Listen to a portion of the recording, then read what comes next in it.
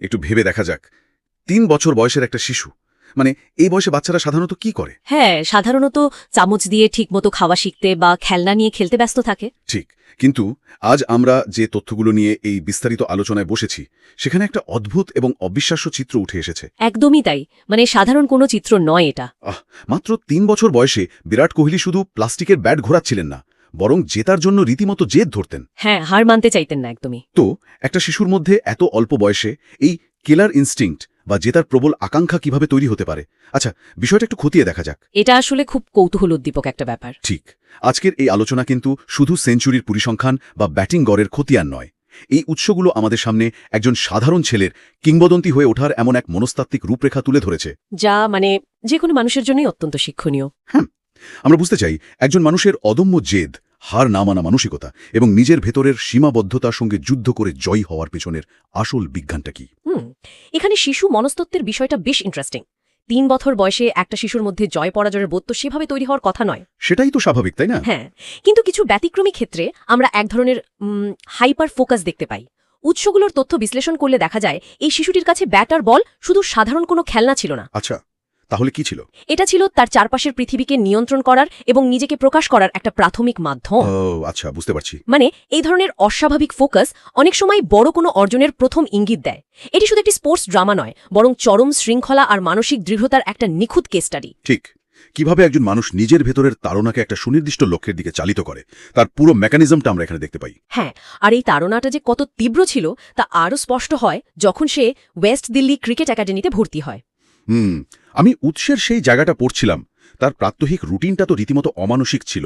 একদম অমানসিক, মানে সকালে প্র্যাকটিস, তারপর স্কুল। হ্যাঁ, স্কুল শেষ করেই আবার প্র্যাকটিস। ঠিক, এবং রাতেও প্র্যাকটিস। একজন কিশোরের পক্ষে দিনের পর দিন এই রুটিন মেনে চলা শুধু শারীরিক নয়, মানসিক দিক থেকেও তো চরম ক্লান্তিকর হওয়ার কথা। অবশ্যই, আর তার কোচ সেই সময়ই বলেছিলেন এই ছেলে থামবে না। এখানেই আমার একটা প্রশ্ন আছে, মাঠে তো অনেকেই ঘাম ঝরায়, অনেকেই তো প্র্যাকটিস করে, তাই না? হ্যাঁ, সবাই করে। কিন্তু এই পর্যায়ের অবসেসিভ ডেডিকেশন বা আচ্ছন্নতার মতো একাগ্রতা সাধারণ অনুশীলনের চেয়ে ঠিক কতটা আলাদা? সাধারণ অনুশীলন আর এই ধরনের রুটিনের মধ্যে আসলে আকাশ পাতাল তফাত।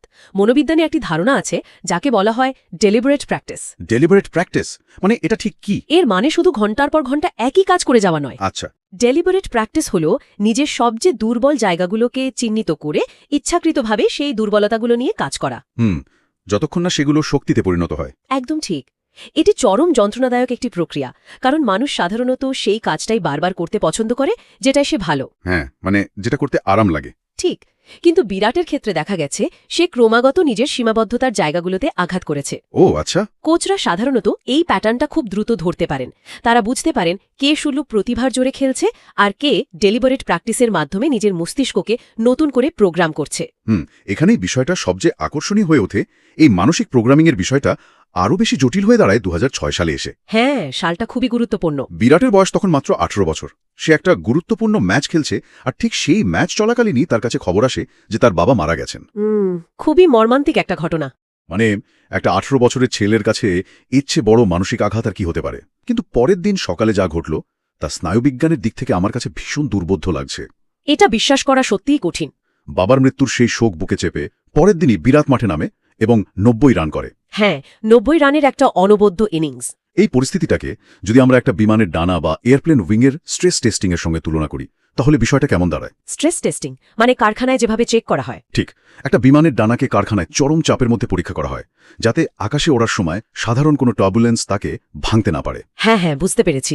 তো এই মর্মান্তিক আঘাত বা ট্রমা কি খুব অল্প বয়সেই তার ইমোশনাল বেসলাইন বা আবেগের স্তরকে এতটাই পরিবর্তন করে দিয়েছিল যে পরবর্তীতে ক্রিকেট মাঠের কোনো চাপই তার কাছে আর বড় মনে হয়নি? চমৎকার একটা উপমা দিয়েছেন।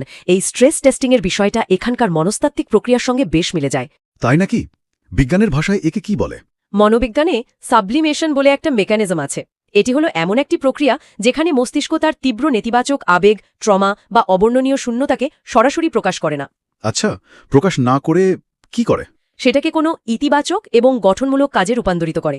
বাবার মৃত্যু তাকে মানসিকভাবে পুরোপুরি ধ্বংস করে দিতে পারত, সাধারণত সেটাই হয়। কিন্তু তার মস্তিষ্ক সেই তীব্র শোককে একটা অপ্রতিরোধ্য চালিকা শক্তিতে পরিণত করেছিল। মানে একটা জ্বালানির মতো ব্যবহার করেছিল। একদম। যখন কেউ জীবনের এত অল্প বয়সে এতটা চরম আবেগের মধ্যে দিয়ে যায়, তখন তার মস্তিষ্কের অ্যামিগডালা, যা আমাদের ভয় এবং মানসিক চাপের প্রতিক্রিয়া নিয়ন্ত্রণ করে, বিপদ বা সংকটকে নতুনভাবে সংজ্ঞায়িত করে। ও আচ্ছা, তার মানে থ্রেটের ডেফিনিশনটাই বদলে যায়। ঠিক তাই। এর ফলে পরবর্তীতে মাঠে হাজার হাজার দর্শকের চিৎকার বা রান তাড়া করার চাপ তার মস্তিষ্কের কাছে কোনো হুমকি বা থ্রেট হিসেবে ধরা দেয়নি। কারণ সে তো আগেই সবচেয়ে বড় আঘাতটা পেয়ে গেছে। হ্যাঁ, সে ইতিমধ্যেই তার জীবনের সবচেয়ে বড় থ্রেট বা আঘাতটি সামলে উঠেছিল। ওই ৯০ রানের ইনিংসটি কোনো সাধারণ ক্রিকেট ছিল না। তাহলে ওটা কি ছিল? ওটা ছিল তার শোককে শক্তিতে রূপান্তর করার প্রথম সফল পরীক্ষা। এই পরিবর্তিত ইমোশনাল বেসলাইন কি তাহলে নেতৃত্ব দেওয়ার ক্ষেত্রে তার দৃষ্টিভঙ্গিও বদলে দিয়েছিল? হ্যাঁ, এর প্রভাব তো পড়বেই। কারণ ঠিক এর ২ বছর পর ২০০৮ সালের আইসিসি অনূর্ধ্ব ১৯ বিশ্বকাপে আমরা বিরাটকে ভারতীয় দলের ক্যাপ্টেন হিসেবে দেখি। ওই টুর্নামেন্টটাই তার কেরিয়ারের একটা টার্নিং পয়েন্ট। উৎসের তথ্য বলছে সেই সময় অনেক সমালোচকই বিরাট এবং তার দলকে নিয়ে সন্দেহ প্রকাশ করেছিলেন, কিন্তু বিরাটের পরিষ্কার বক্তব্য ছিল, আমরা এখানে শুধু অংশগ্রহণ করতে আসিনি, আমরা জিততেই এসেছি। এবং শেষ পর্যন্ত ভারত চ্যাম্পিয়নও হয়। হ্যাঁ, কিন্তু এখানে আমি একটু পাল্টা যুক্তি দিতে চাই। আচ্ছা, বলুন। আমরা তো দেখেছি অনূর্ধ্ব ২০ পর্যায়ে অনেকেই চ্যাম্পিয়ন হয়, রাতারাতি তারকা বনে যায়, কিন্তু জাতীয় দলে প্রবেশের পর সেই প্রবল চাপের মুখে হারিয়ে যায়। হ্যাঁ, এমন উদাহরণ অনেক আছে। তাহলে বিরাটের ক্ষেত্রে এই নেতিবাচক সমালোচনা বা চাপ কেন তাকে শেষ করে দিতে পারল না? বয়সভিত্তিক ক্রিকেট থেকে আন্তর্জাতিক ক্রিকেটে যাওয়ার ধাপটিকে শুধু প্রতিভার ছাঁকনি ভাবলে ভুল হবে। আচ্ছা, তাহলে এটা কি? এটি মূলত একটি কগনিটিভ ফিল্টার বা মানসিক ছাঁকনি। অনূর্ধ্ব ১৯ স্তরে আপনি প্রতিভার জোরে সফল হতে পারেন, কিন্তু জাতীয় দলে সবাই অত্যন্ত প্রতিভাবান। সেখানে তো ট্যালেন্টের কোনো অভাব নেই। ঠিক। সেখানে পার্থক্য গড়ে দেয় আপনি সমালোচনাকে কিভাবে প্রসেস করছেন। যখন বলা হচ্ছিল এই ছেলে বেশি দিন টিকবে না, তখন সাধারণ খেলোয়াড়দের ইগো বা অহংবোধে আঘাত লাগে। হ্যাঁ, তারা মানসিকভাবে গুটিয়ে যায় বা রেগে যায়। একদম। কিন্তু বিরাটের ইমোশনাল ইন্টেলিজেন্স বা আবেগীয় বুদ্ধিমত্তা তাকে এই সমালোচনাগুলোকে ব্যক্তিগত আক্রমণের জায়গায় নিতে দেয়নি। তাহলে সে এগুলোকে কিভাবে দেখত? পারফরমেন্সের ডেটা বা ফিডব্যাক হিসেবে গ্রহণ করতে সাহায্য করেছিল।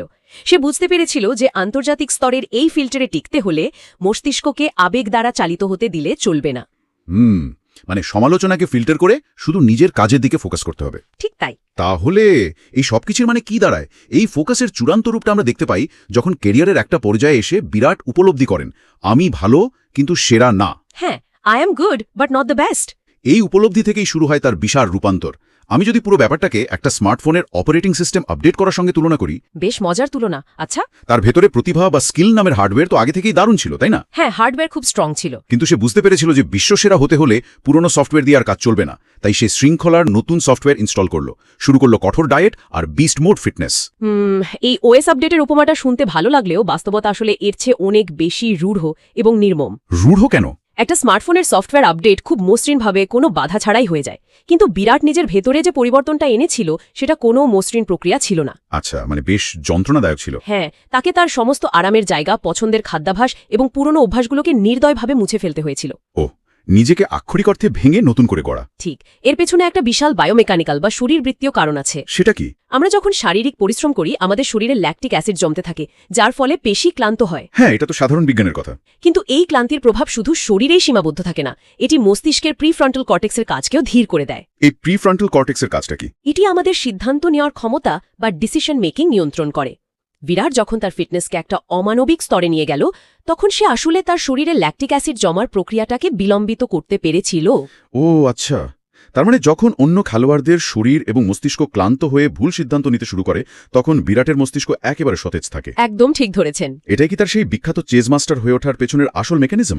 উৎস বলছে রান তাড়া করার সময় তার চোখের দৃষ্টি দেখে মনে হতো যেন সে একটা মিশন কমপ্লিট করতে নেমেছে। হ্যাঁ, টার্গেট যত বড় সে তত বিপজ্জনক। ঠিক। রান তাড়া করার সময় একটা নির্দিষ্ট টার্গেট বা লক্ষ্য সামনে থাকে। এই বিশাল রানের চাপ সাধারণ ব্যাটারদের মস্তিষ্কে প্যানিক বা ভয়ের সৃষ্টি করে, যার ফলে তাদের রিফ্লেক্স ধীর হয়ে যায়। হ্যাঁ, কিন্তু বিরাটের ওই চরম ফিটনেসের কারণে দীর্ঘক্ষণ খেলার পরও তার মস্তিষ্ক পরিষ্কারভাবে কাজ করতে পারে। মানে রান তাড়া করাটা তার কাছে আবেগের কোনো বিষয় থাকে না। না, এটি স্রেফ একটা অঙ্কের সমস্যা বা ম্যাথ প্রবলেমে পরিণত হয়। কখন কত রান দরকার, কোন বোলারকে কখন আক্রমণ করতে হবে, পুরো বিষয়টা তার মাথায় একটা সুপার কম্পিউটারের মতো ক্যালকুলেট হতে থাকে। ফিটনেস এখানে শুধু তাকে জোরে দৌড়াতেই সাহায্য করে না, এটি তাকে চাপের মুখে দ্রুত এবং সঠিক সিদ্ধান্ত নিতে সাহায্য করে। কিন্তু এই সিদ্ধান্ত নেওয়ার ক্ষমতা মাঠে দারুণ কাজ করলেও মাঠের বাইরের জীবনটা এতটা অঙ্ক কষে চলে না, তাই না? একদমই না। ব্যক্তিগত জীবন অনেক বেশি জটিল। এরপর উৎস আমাদের নিয়ে যায় এই গল্পের আরেকটি অধ্যায়ে, ব্যক্তিগত লড়াই এবং এক বিশাল পতনের দিকে। হ্যাঁ, এই পর্বটা খুবই ইমোশনাল। বিরাটের জীবনে অনুষ্কা শর্মার আগমন এবং এরপর শুরু হওয়া ভয়ানক ট্রলিং। ট্রোলিংয়ের মাত্রাটা তখন সত্যি ভয়ঙ্কর ছিল। আমাদের সমাজে একটা অদ্ভুত প্রবণতা আছে, সমাজ যাকে হিরো বানায়, পান থেকে চুন খসলে তাকেই আবার বলির পাঠা বানাতে বিন্দুমাত্র দ্বিধা করে না। এটা এক ধরনের সোশ্যাল স্কেপগোটিং। একটু খারাপ পারফর্ম করলেই সমস্ত দোষ গিয়ে পড়ল অনুষ্কার ওপর। কিন্তু বিরাট প্রকাশ্যে দাঁড়িয়ে বললেন, সে আমাকে আরও শক্তিশালী করে তোলে। এটা খুব সাহসিকতার একটা পরিচয় ছিল। তো এই যে ব্যক্তিগত জীবনের ওপর সারা দেশের নজরদারি বা স্ক্রুটিনি, এখান থেকে নিজেকে বিচ্ছিন্ন রেখে মাঠে পারফর্ম করাটা কতটা চ্যালেঞ্জিং? এটি একজন মানুষের জন্য অবিশ্বাস্য রকমের মানসিক চাপ। সমাজ যখন কারোর ওপর অবাস্তব প্রত্যাশা চাপিয়ে দেয় এবং সেই প্রত্যাশা পূরণ না হলে ব্যক্তিগত জীবনকে আক্রমণ করে। হ্যাঁ, যাকে আপনি সোশ্যাল স্কেপগোটিং বললেন। ঠিক।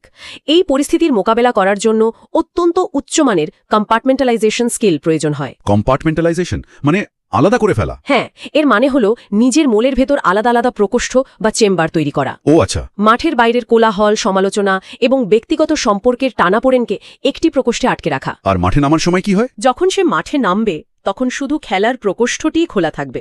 বিরাট স্পষ্টভাবে বাইরের এই নয়েজ বা শব্দদূষণ থেকে নিজের প্রফেশনাল ফোকাসকে আলাদা করতে পেরেছিলেন। কিন্তু এই কম্পার্টমেন্টালাইজেশন বা মনের প্রকোষ্ঠ তো একসময় ভেঙে পড়তে পারে। হ্যাঁ, মানুষের তো একটা সহ্যসীমা থাকে। আমাদের উৎস খুব পরিষ্কারভাবে 2020 থেকে 2022 সাল পর্যন্ত সময়টাকে বিরাটের জীবনের সবচেয়ে অন্ধকার অধ্যায় বা ডাউনফল হিসেবে চিহ্নিত করেছে। ওই সময়টা তার জন্য খুব কঠিন ছিল।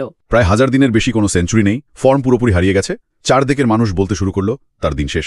হ্যাঁ, সবাই ধরে নিয়েছিল হি ইজ ফিনিশড। আমার প্রশ্ন হলো, একজন এলিট অ্যাথলিট যার ফিটনেস এবং মানসিক শৃঙ্খলা এত উঁচু দরে, তার ক্ষেত্রে একটা সাধারণ স্ল্যাম্প বা অফ ফর্ম এত দীর্ঘ সময়, প্রায় 3 বছর কিভাবে স্থায়ী হতে পারে? কেন এই পতন এত লম্বা হলো? স্পোর্টস সাইকোলজিতে এই দীর্ঘমেয়াদী স্ল্যাম্পের পেছনের বিজ্ঞানটা বেশ চমকপ্রদ। তাই নাকি? হ্যাঁ, যখন একজন এলিট অ্যাথলিট ফর্মে থাকেন তখন তার মুভমেন্ট বা নড়াচড়াগুলো নিয়ন্ত্রিত হয় মস্তিষ্কের অবচেতন অংশ থেকে। একে আমরা মাসেল মেমোরি বলি। আচ্ছা, মানে চিন্তা না করেই শরীর রেসপন্স করে। একদম। একটা 140 কিলোমিটার গতির বল দেখে কিভাবে ব্যাট চালাতে হবে সেটা মস্তিষ্ক স্বয়ংক্রিয়ভাবে করে ফেলে।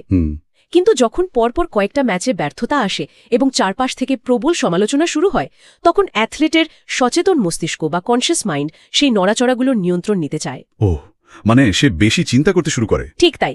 অ্যাথলিট তার মাইক্রো মুভমেন্ট বা খুব সূক্ষ্ম নড়াচড়াগুলো নিয়ে অতিরিক্ত চিন্তাভাবনা বা ওভারথিঙ্কিং করতে শুরু করেন। যেমন ধরুন, আমার পা কি ঠিক জায়গায় পুচ্ছে? হ্যাঁ, বা আমার ব্যাটের গ্রিপ কি ঠিক আছে?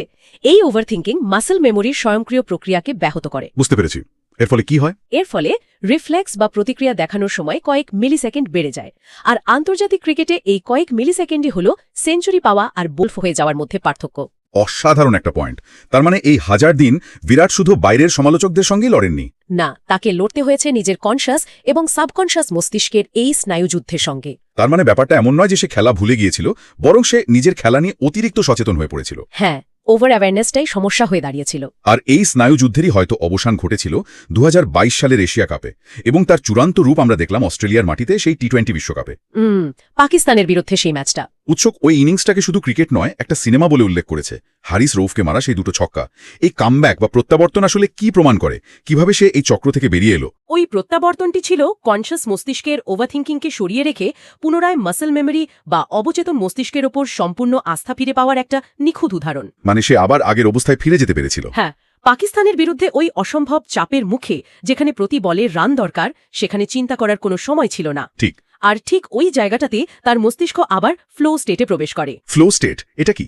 ফ্লো স্টেট হল এমন এক মানসিক অবস্থা যেখানে পারিপার্শ্বিক সবকিছু মুছে যায় এবং শরীর স্বয়ংক্রিয়ভাবে তার সর্বোচ্চ পারফরমেন্স দিতে শুরু করে। ও আচ্ছা, ওই দুটো ছক্কা তাহলে কোনো ভেবে চিন্তে নেওয়া সিদ্ধান্ত ছিল না? একদমই না।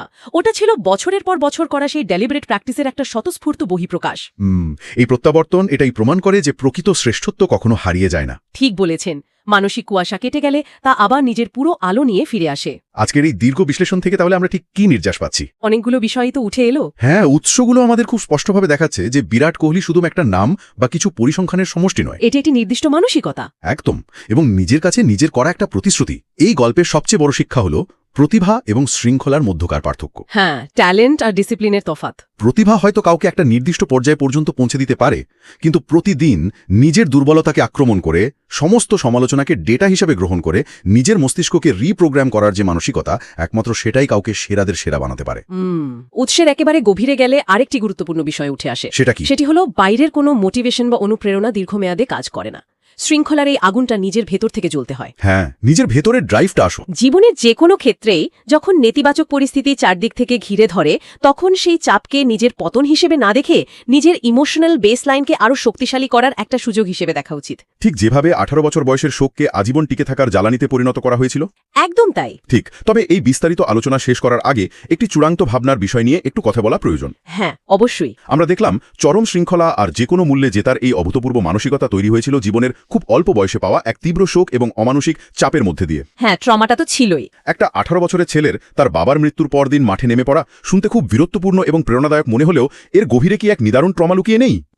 খুব গভীর একটা প্রশ্ন এটা। সেই ট্রমাকে জ্বালানি করেই সে নিজেকে তলোয়ারের মতো শান দিয়েছে, ঠিকই, কিন্তু এই যে শ্রেষ্ঠত্ব, এটি কি সত্যি এমন কিছু যা আদর্শ হিসেবে ধরা উচিত? এটা নিয়ে আসলে ভাবার অবকাশ আছে। নাকি এই রাজমুকুটের আড়ালে লুকিয়ে আছে এক বিশাল মানসিক বোঝা যা বহন করা সাধারণের পক্ষে অসম্ভব? হ্যাঁ, সবাই তো আর এই প্রেশার নিতে পারে না। যে তলোয়ার সব কেটে ফেলতে পারে তার নিজের ভারত অনেক বেশি হয়। এই ধরনের ট্রমাচালিত শ্রেষ্ঠত্ব কি শেষ পর্যন্ত একটি আশীর্বাদ নাকি এক অদৃশ্য অভিশাপ? এই প্রশ্নটি হয়তো সবারই একবার ভেবে দেখা উচিত। খুব সুন্দর একটা পয়েন্ট দিয়ে শেষ করলেন। সত্যি, এটা ভেবে দেখার মতোই একটা বিষয়।